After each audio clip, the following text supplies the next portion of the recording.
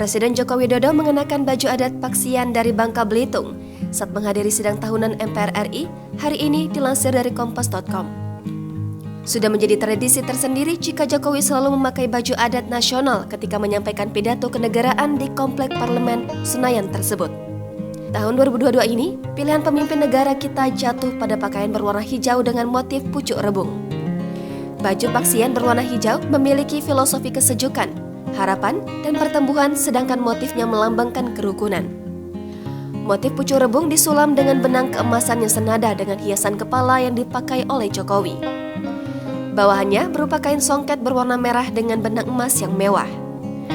Pakaian adat Paksian yang dipakai Jokowi juga dilengkapi jubah dan selendang yang disampirkan di bahu sebelah kanan.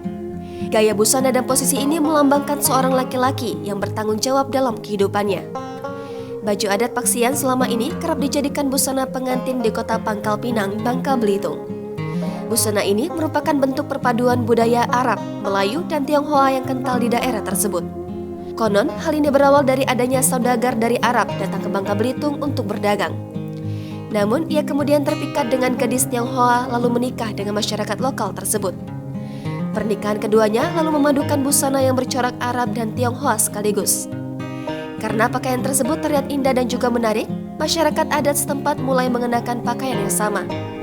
Namun, kemudian dipadukan dengan corak kebudayaan Bangka Belitung setempat, sehingga jadilah baju adat Paksian yang dikenal selama ini.